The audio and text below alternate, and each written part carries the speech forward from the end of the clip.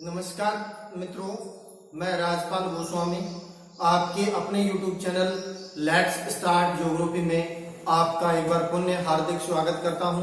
तो देखिए मित्रों, भारत की भूगोल की सीरीज के अंदर उद्योगों की श्रृंखला चल रही है। तो इससे पहले 4 उद्योग हमने देख लिए हैं। तो यदि वो नहीं देखे हैं तो डिस्क्रिप्शन बॉक्स में इनके लिंक दिए गए हैं, तो उन्हें देख सकते हैं। तो देखिए मित्रों, आज हमारा टॉपिक है भारत में चीनी उद्योग। तो चीनी उद्योग कृषि पर आधारित भारत का दूसरा वृहद उद्योग है। यदि विश्व परिदृश्य में भारत में चीनी उद्योग की स्थिति देखें तो चीनी उद्योग के अंदर ब्राजील के बाद भारत का दूसरा सबसे बड़ा चीनी उत्पादक राष्ट्र है। वहीं यदि भारत में खपत की बात करते हैं तो खपत के अंदर भारत का प्रथम स्थान है, वो प्रमुख रूप से क्या है, आता है। वहीं देखें तो चीनी के अंदर 5 लाख श्रमिक है, वो प्रत्यक्ष रूप से क्या है, इस उद्योग के अंदर भाई लगे हुए हैं। वहीं अप्रत्यक्ष रूप से इस उद्योग के लिए कच्चा माल गन्ने के अंदर लगे किसानों की बात करते हैं तो 25 करोड़ किसान अप्रत्यक्ष रूप से क्या है, चीनी मिलों से वे जुड़े हुए हैं। वहीं यदि हम मित्रों देखते हैं भारत में प्रथम चीनी मिल की जो स्थापना की यदि हम बात करते हैं तो भारत में प्रथम चीनी की मिल की स्थापना यानी 1840 में उत्तरी बिहार के बेतिया के अंदर स्थापित है, वो गई प्रथम मिल की स्थापना है वो की गई थी। वहीं उसके बाद यानी यूपी और बिहार के अंदर कई मिलों की स्थापना इसके अंदर यानी क्रमशः मुजफ्फरनगर, गोरखपुर के अंदर यानी इस तरीके से मिलों की स्थापना हुई। वहीं यदि हम देखते हैं कि भारत के अंदर चीनी उद्योग के उत्पादन या वितरण की बात करते हैं तो उत्पादन में सर्वाधिक जो चीनी का उत्पादन है वो महाराष्ट्र राज्य उत्पादित करता है। यदि हम गन्ने की उत्पादन की बात करते हैं तो उसमें उत्तर प्रदेश का स्थान आता है। इसका यानी डिफरेंस का मुख्य कारण दक्षिण भारत की जलवायु थोड़ी सम रहती है, जिसके कारण पिराई की जो अवधि है थोड़ी लंबी होती है, जिसके कारण चीनी ज्यादा उत्पादन करता है महाराष्ट्र। दूसरा यदि देखें उत्तर भारत में खांडसारी उद्योग में ज्यादा यानी गन्ने की खपत हो जाती है, वहीं यहाँ दक्षिण भारत में ऐसी स्थिति है वो कम देखने को मिलती है। तो महाराष्ट्र के अंदर प्रमुख मिलों के क्षेत्र की बात करते हैं तो नासिक आ जाता है, पुणे आ जाता है, सोलापुर आ जाता है, सांगली आ जाता है, कोल्हापुर इसके अंदर आ जाता है। इसके अलावा डोला, हरगांव के अंदर प्रमुख रूप से क्या है भाई, मिलें है वो पाई जाती है। वहीं मित्रों यदि हम दूसरा चीनी उत्पादक देखें राज्य की तो उसके अंदर उत्तर प्रदेश का स्थान आता है। तो उत्तर प्रदेश राज्य भारत की जो कुल चीनी की यदि हम बात करते हैं तो यानी 2018-19 के नवीनतम आंकड़ों के अनुसार 63.90 लाख टन चीनी का उत्पादन है वो इस राज्य ने किया। इस राज्य के प्रमुख चीनी उत्पादक क्षेत्रों की बात करते हैं तो इसके अंदर मेरठ, मुरादाबाद, मुजफ्फरनगर, बरेली, लखनऊ, गोरखपुर, कानपुर के अंदर चीनी की मिलें हैं वो प्रमुख रूप से क्या है भाई, स्थापित है वो की गई है। तो इस प्रकार उत्तर प्रदेश गन्ने के उत्पादन में तो भारत में प्रथम स्थान रखता है, वहीं चीनी के उत्पादन के अंदर द्वितीय स्थान रखता है। तो इस प्रकार तीसरे राज्य की यदि हम बात करते हैं तो तीसरा राज्य दक्षिण भारत का राज्य कर्नाटक आ जाता है। तो कर्नाटक राज्य भारत की कुल चीनी का 10% चीनी उत्पादन करता है। और इस राज्य के प्रमुख चीनी उत्पादक क्षेत्रों की बात करते हैं तो इसके अंदर कोयम्बटूर आ जाता है, बेलगांव आ जाता है, बेल्लारी, शिमोगा, गुड़गौर, रामनाथपुरम, वेलोर, तिरुचिरापल्ली जैसे प्रमुख क्षेत्र इसके अंदर यानी कारखाने जहां लगे हुए हैं आते हैं। फिर यदि हम बात करते हैं मित्रों गुजरात राज्य आ जाता है तो गुजरात के अंदर देखते हैं तो जूनागढ़, राजकोट और भावनगर, ठोला, सूरत के अंदर प्रमुख रूप से क्या है मिलें स्थापित की गई है। कर्नाटक के अंदर बात करते हैं तो बीजापुर, चित्रदुर्ग, बेलगांव, बेल्लारी प्रमुख यानी चीनी की मिलें स्थापित है वो की गई है। वहीं बिहार की बात करते हैं तो बिहार में दरभंगा, छपरा, अमरेली, गया और पटना के अंदर चीनी मिलों की स्थापना है वो की गई है। वहीं यदि अन्य राज्यों में जैसे पंजाब में अमृतसर और फगवाड़ा के अंदर प्रमुख रूप से मिलें स्थापित की गई है। वहीं यदि हम पश्चिम बंगाल में बेलडांगा और हावड़ा के अंदर चीनी की मिलों को स्थापित है वो किया गया है। वहीं राजस्थान में देखें तो राजस्थान के अंदर 4 चीनी की मिलें पाई जाती हैं भाई। इसका यदि थोड़ा सा क्रम से देखें तो राजस्थान के अंदर जो प्रथम चीनी की मिल की जो स्थापना की गई थी वो की गई थी 1932 के अंदर, दी मेवाड़ शुगर मिल।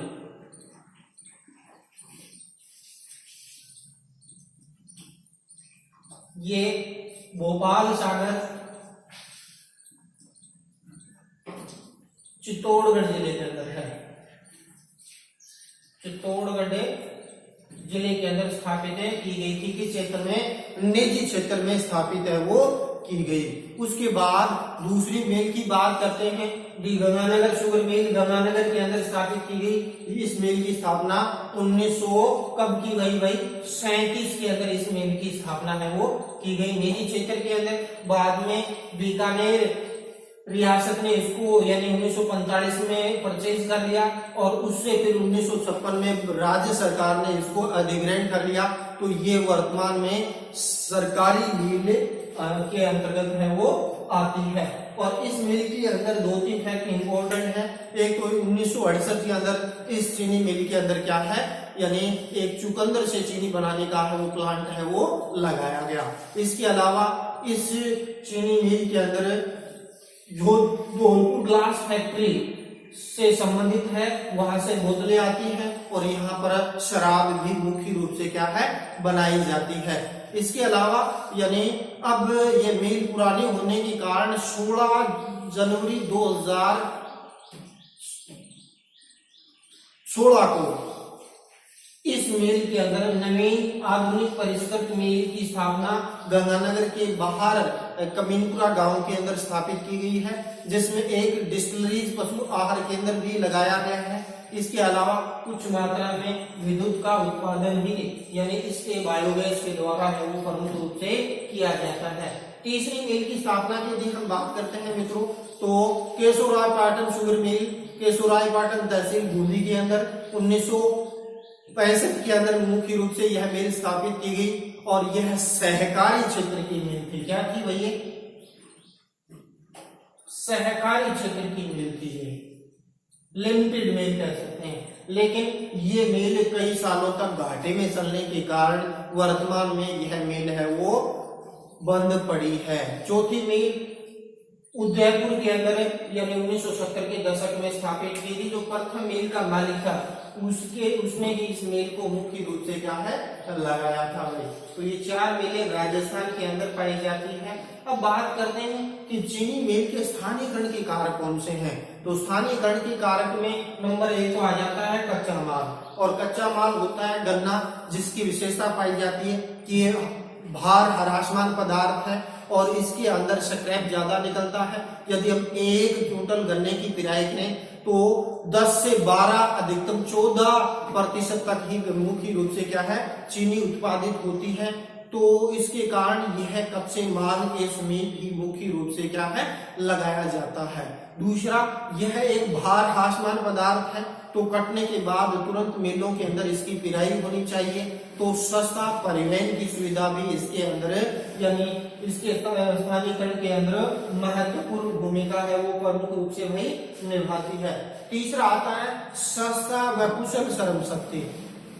मिलों के अंदर पिराई की अवधि छोटी होने के कारण कई बार मजदूर है वो पर्याप्त मात्रा में नहीं मिल पाते। तो जहां मजदूरों की उपस्थिति होती है, यूपी बिहार में प्रारंभ के अंदर चीनी मिलों का स्थापित होने का मुख्य रीजन ये था कि वह सस्ती श्रम शक्ति उपलब्ध थी। तो ये कारक भी इसके अंदर महत्वपूर्ण भूमिका का निर्वाहन करता है।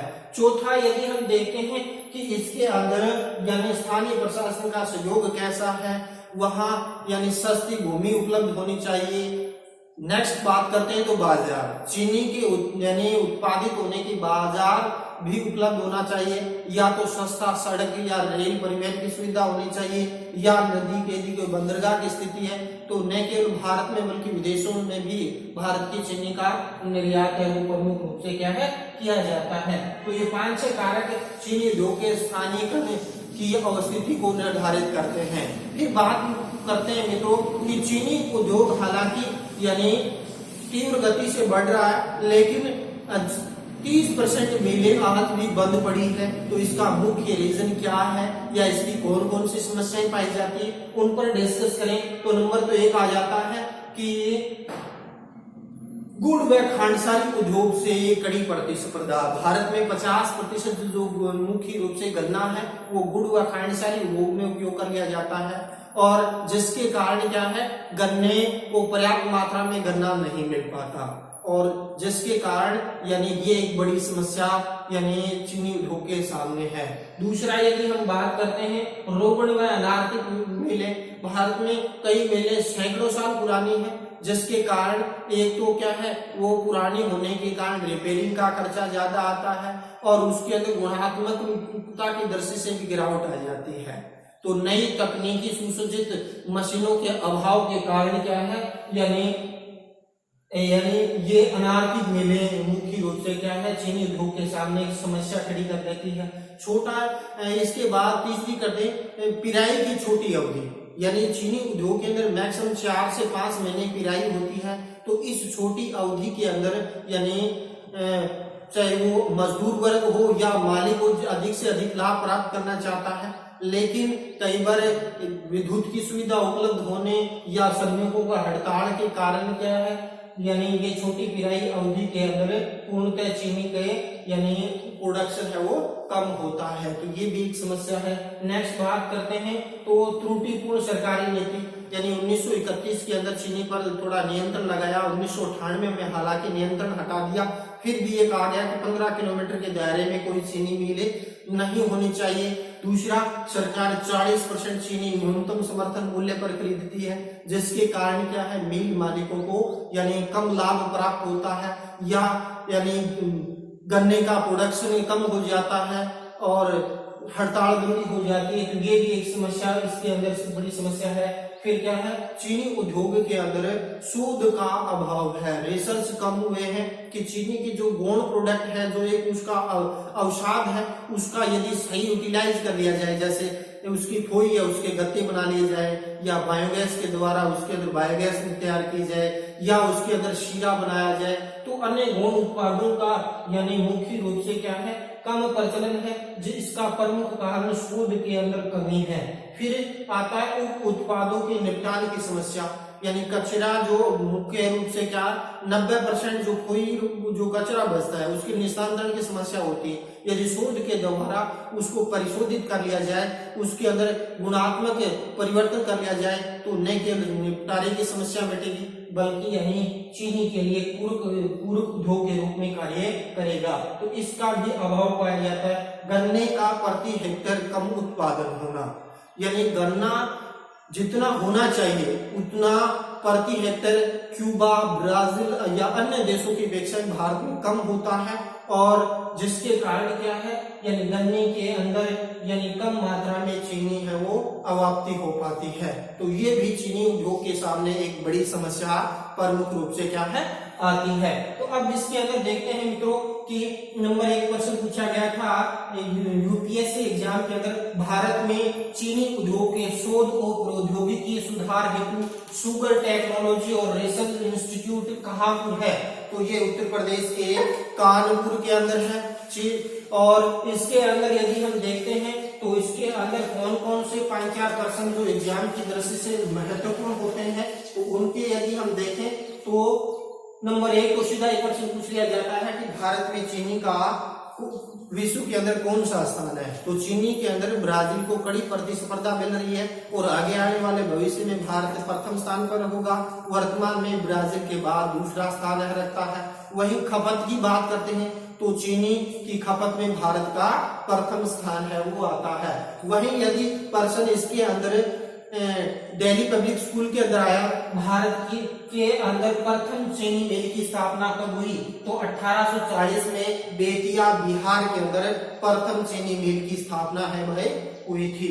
इसके बाद यानी एक पर्सन ने एसएससी के अंदर पूछा गया था कि भारत में चीनी के शोध और प्रौद्योगिकी सुधार हेतु sugar technology research institute Kanpur है, तो ये कानपुर के अंदर मुख्य रूप से क्या है स्थित है। इसके अलावा यानी भारत में सर्वाधिक चीनी का उत्पादन कौन करता है? तो भारत में सर्वाधिक चीनी महाराष्ट्र राज्य के अंदर उत्पादित है वो की जाती है। वहीं गन्ने का सर्वाधिक उत्पादन की बात करते हैं तो उत्तर प्रदेश का स्थान है वो आता है। वहीं यदि हम बात करते हैं कि राजस्थान के संदर्भ में, तो राजस्थान के अंदर 4 चीनी की मिलें हैं। जी गंगानगर शुगर मिल वर्तमान में सरकारी है। केशोराय पाटन की मूल सहकारी थी जो बंद पड़ी है। तीसरी मेवाड़ शुगर मिल है वो निजी क्षेत्र में है। चौथी उदयपुर निजी मिल के अंदर मुख्य रूप से क्या है वही स्थापित है वो की गई है। या चीनी उद्योग के सामने क्या क्या समस्याएं हैं? 3 समस्या दे देगा, एक नहीं देगा, तो वो भी इसके बारे में भी आपसे है वो क्वेश्चन पूछे जा सकते हैं। तो देखिए मित्रों, ये आपका चीनी उद्योग है वो कंप्लीट हो जाता है। तो ये जो औद्योगिक श्रृंखलाएं पूरी होगी उसके बाद अपने इम्पोर्टेंट क्वेश्चन भी इसके अंदर लेंगे। तो आपके सुझाव इसमें आंतरिक है। यदि किसी प्रकार के समझ में नहीं आता है तो कमेंट बॉक्स में आप अपने सुझाव है वो दे सकते हैं। और इसी के साथ मित्रों इस वीडियो को यहीं समाप्त करते हैं। जय हिंद, जय भारत।